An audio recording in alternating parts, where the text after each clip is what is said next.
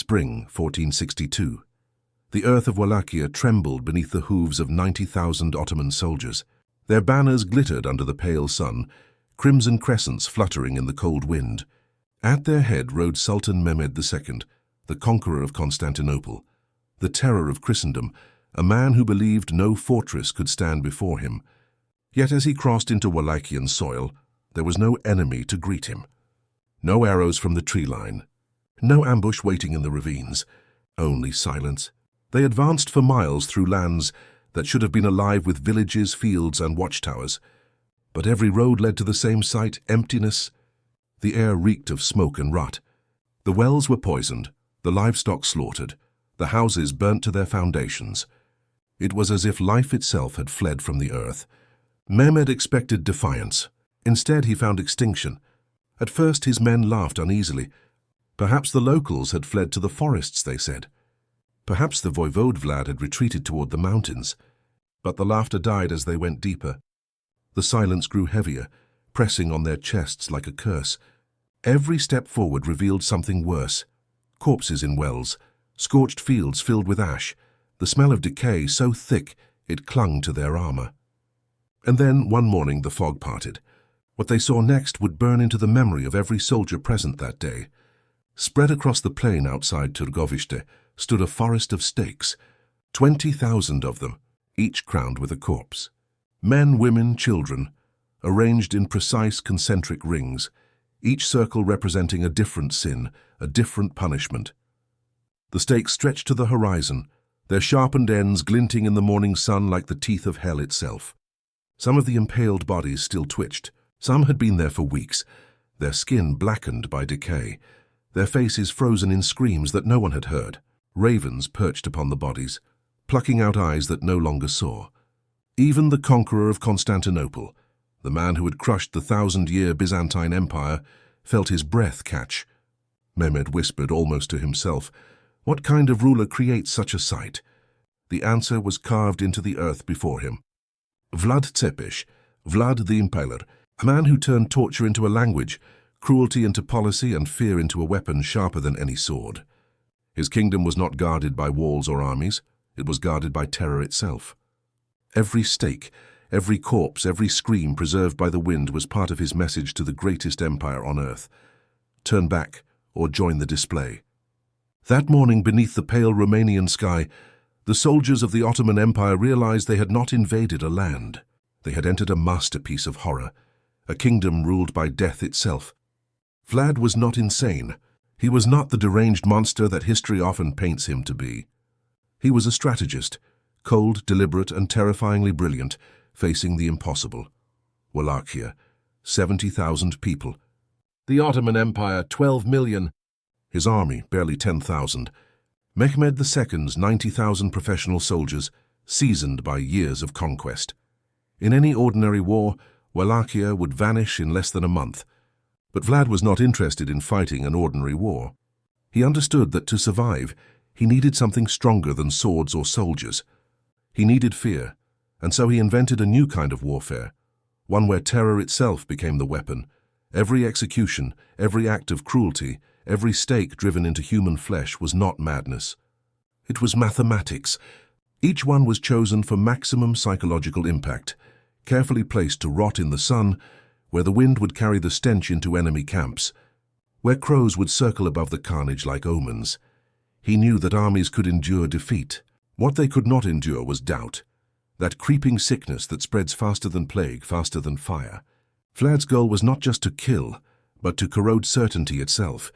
He began with his own people. To deny the Ottomans any advantage, he scorched his land. Villages were emptied, wells poisoned, fields burned. To outsiders it looked like madness, a ruler destroying his own kingdom. But to Vlad it was a message written in blood. There is nothing here for you, only death. When his enemies advanced, they found not resistance but a labyrinth of horror. Bodies hung from trees, their shadows twisting at sunset. Spears lined the roads with the impaled. Some Ottoman scouts, some Wallachian traitors, even peasants who disobeyed orders. The distinction didn't matter. What mattered was the pattern, a rhythm of brutality that told every soldier watching, your fate is not random. It is designed and it worked. When Mehmed II, the man who had crushed the Byzantine Empire, saw the forest of stakes outside Târgoviște, even he hesitated. Here was not chaos but choreography. Every circle of corpses spoke a message. I know your hierarchy, your faith, your pride, and I will break them all. The Sultan asked quietly, how do we fight a man who does not fear death, who teaches his people to burn their homes and poison their wells? No one could answer. That was Vlad's genius. He understood that true victory was not won on the battlefield, but inside the mind.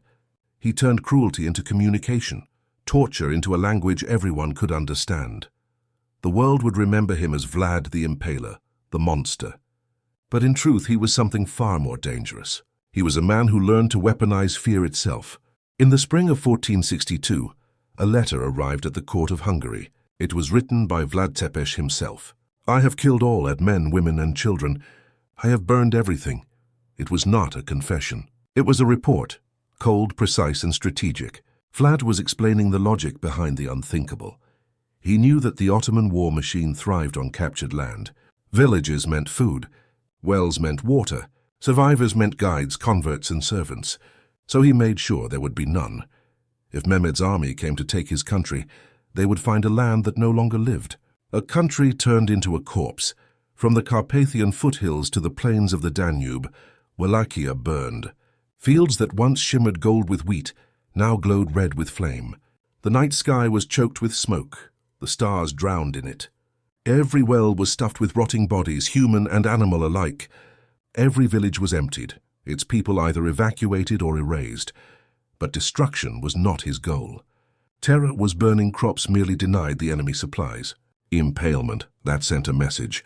When Mehmed's soldiers found a farmer impaled among his own fields, they didn't see a military tactic. They saw a warning carved in flesh. This is what happens to those who help the invader. It was horror as communication, death as language.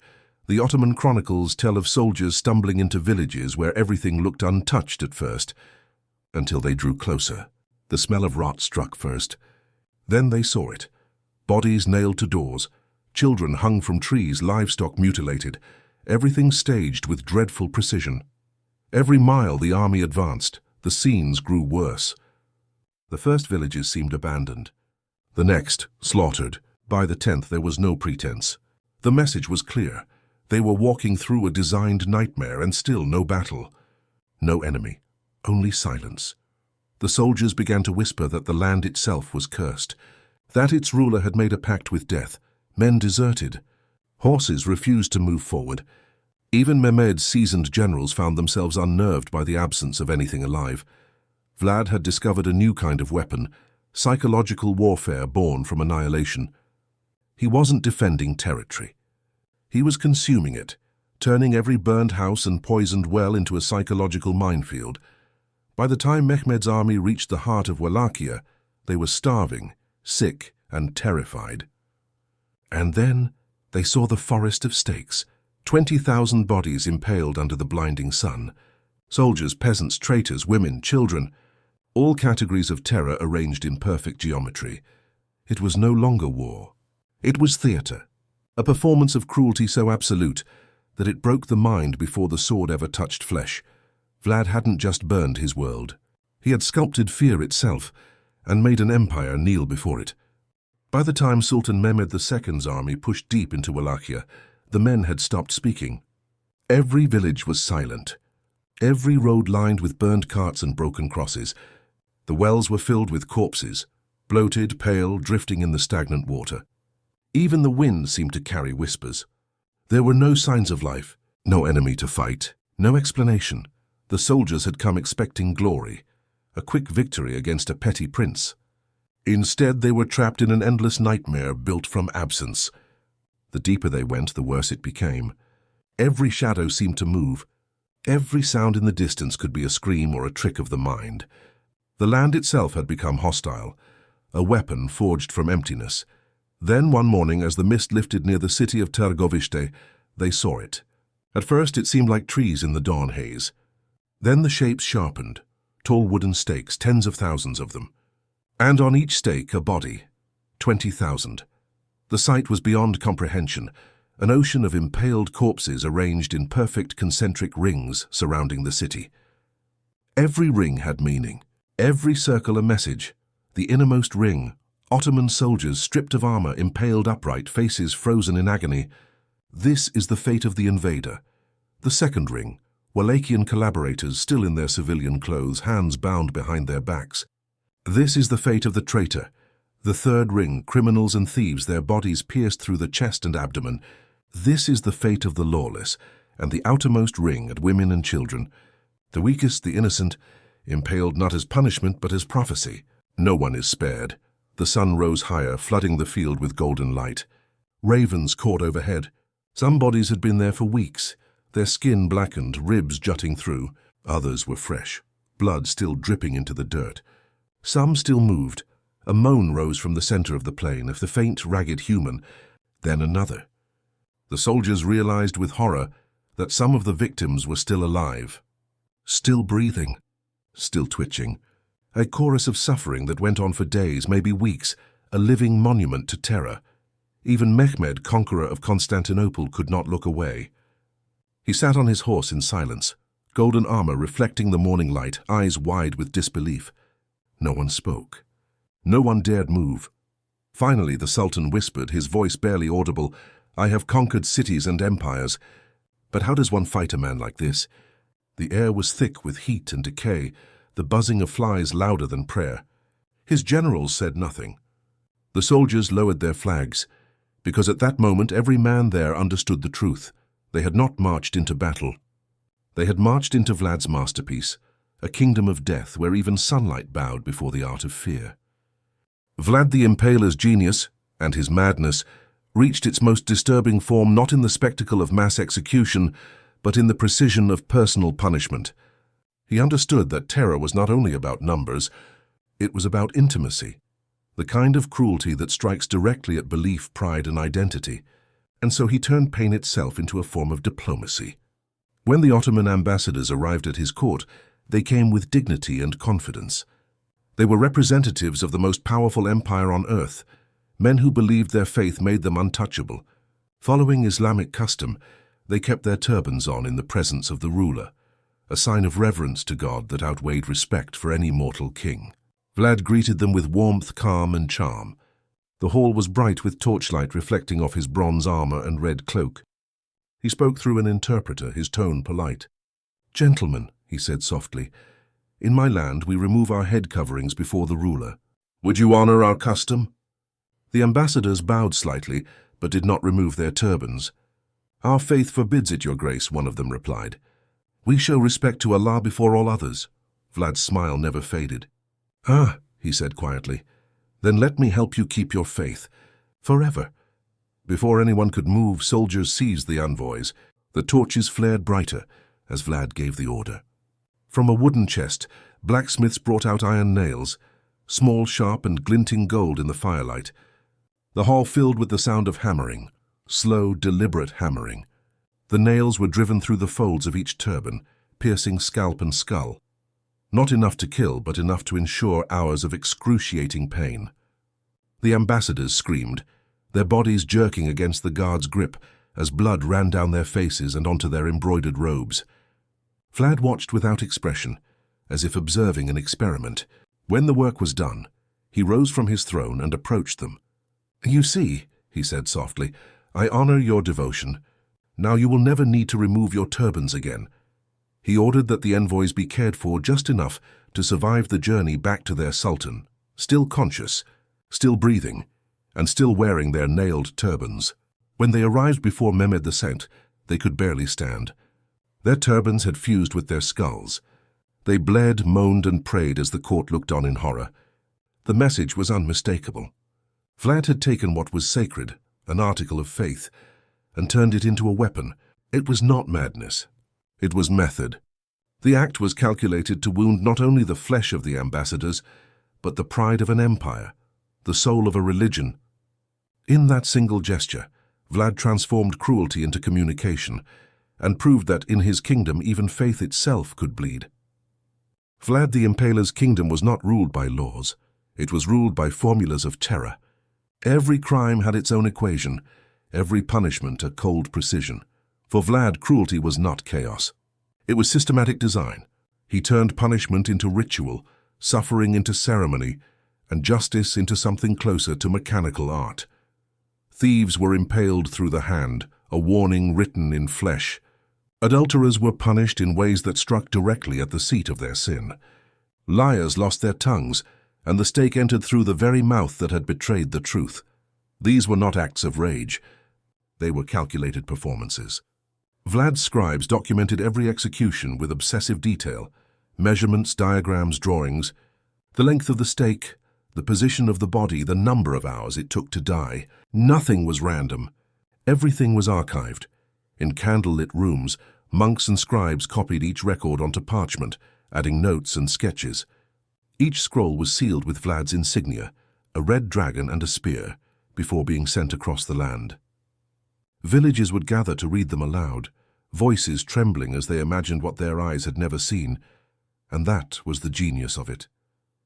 Imagination spreads faster than blood. Where fear is imagined, it becomes infinite. Vlad didn't need witnesses. He didn't need armies. He weaponized the mind itself. Soon people across Wallachia began to speak of him not as a ruler, but as something supernatural, a presence, a curse that watched over every sin. Mothers whispered his name to their children, as both warning and protection. Merchants prayed before counting their coins. Even his enemies began to dream of him, faceless, silent, standing among the flames. His punishments were not merely justice. They were broadcasts. Stories of his art spread through Europe like wildfire, carried by traders, priests, and spies. Each tale grew taller, darker, more impossible. Some claimed he could predict lies by looking into a man's eyes. Others swore he could hear betrayal whispered miles away. And Vlad encouraged every rumor. He had discovered what modern regimes would perfect centuries later: the power of controlled fear. A single act of brutality, if witnessed by many, terrifies thousands. But if described in detail, copied and retold, it terrifies millions. By the time Mehmed's armies regrouped, the legend of Vlad had already done its work. Entire villages surrendered at the sound of his name. Border guards fled without seeing a single soldier. No army, no banner could compete with what he had created, a psychological empire built not on land, but on terror. Vlad's Wallachia had become the first nation in history governed by fear as infrastructure. His scribes were his generals, his parchment, his battlefield, and every trembling soul who heard his story became another soldier in his invisible army. He had learned the ultimate truth of power. You don't need to kill everyone to rule them. You only need to convince them that you could. In Vlad the Impaler's world, death was never the end. It was a tool. But sometimes a living body could deliver a stronger message than a corpse ever could. While most rulers executed their prisoners, Vlad did something no one else dared. He let them live. But not as men. The Ottoman soldiers he captured were carefully prepared. Each one was made into a living message, broken but breathing, marked but moving. Their wounds were deliberate, measured, engineered. The eyes were clouded but not destroyed, just enough for them to stumble home. Their ears and noses removed, not to kill, but to ensure that anyone who saw them would know whose hand had touched them. Their limbs were gashed but left functional so they could walk, painfully, all the way back to their army. To Vlad, this was not cruelty. It was logistics. Why kill a prisoner when he could carry your story instead? When these men finally staggered back into the Ottoman camps, their brothers froze. The soldiers recognized them, the same comrades who had marched beside them only weeks earlier. Now their faces were ruined, their uniforms torn, their voices trembling as they spoke of the forest of stakes, of punishments measured by rulers, of deaths planned like blueprints. They described Vlad's kingdom as a machine built for torment, where every scream served a purpose and every execution had an audience. Their words carried the weight of proof. They were the evidence that no one wanted to see. At first there was pity, but pity decayed quickly into fear. Men whispered that the Prince of Wallachia had made a pact with death itself, that he could twist pain into obedience, fear into a weapon sharper than steel. Campfires burned low. Sleep became impossible. The soldiers flinched at every sound, every shadow. And then the panic began. Desertions increased. Discipline collapsed.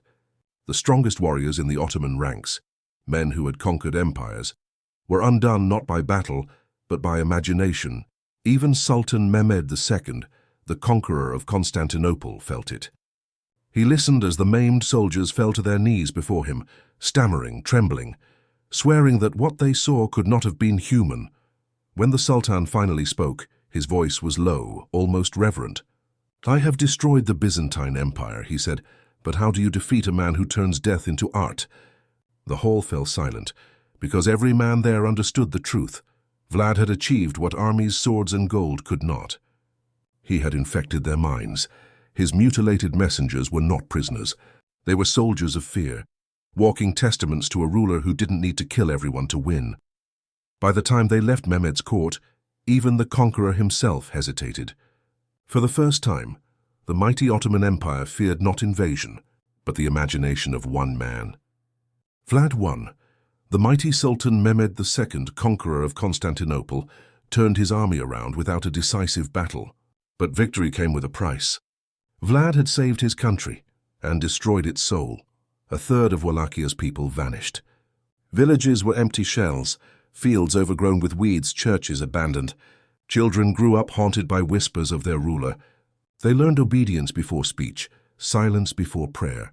The adults, those who remained, lived in a state of quiet paralysis, not out of faith but out of fear. And yet, the system worked. No theft, no rebellion, no laziness. For 3 years, a golden cup sat in the center of Targovishche's marketplace. Thousands passed by it each day. Not one dared to touch it. It became a monument to obedience, a gleaming trophy for terror. Crime disappeared, but so did humanity. Vlad's Wallachia functioned like a clock made of bones and silence. Every motion was perfect, every gear well-oiled with fear. What had started as a defense became a doctrine. He had discovered that terror could be efficient, that people obey faster when they tremble. And in his success lay the seed of something far more dangerous than his cruelty, his example, because others were watching. Centuries later, the formula resurfaced. The Spanish Inquisition adopted the same principle: systematic fear and public punishment to maintain control. Stalin's secret police refined it into science, turning fear into bureaucracy. Every tyrant who ever ruled by terror, every regime that made citizens police each other, all walked the path Vlad had paved. He was not just a ruler of a small Balkan principality. He was the first architect of psychological tyranny, a man who proved that pain could be organized, mass-produced, and justified. Vlad had transformed his country into a weapon, and like all weapons, it turned back upon its wielder. By the end of his reign, he was a king surrounded by ghosts, a nation that bowed perfectly, moved perfectly, and no longer lived. His soldiers obeyed without question, but their eyes were hollow. The peasants praised him with shaking voices. Even his allies feared to stand too close. He had built a paradise of order, and it had devoured him. His methods did not die with him. They multiplied, traveling through time disguised as discipline, justice, and security. Each age found new Vlad Tepes to carry the torch of fear. And that perhaps is his true victory, because the world still remembers him, not only for what he did, but for what he revealed. That fear, once refined, once systematized, does not vanish. It becomes policy. Vlad the Impaler was not just a monster of the past. He was a mirror of the future, a prophecy in human form warning that once cruelty proves effective, humanity will always find a reason to use it again.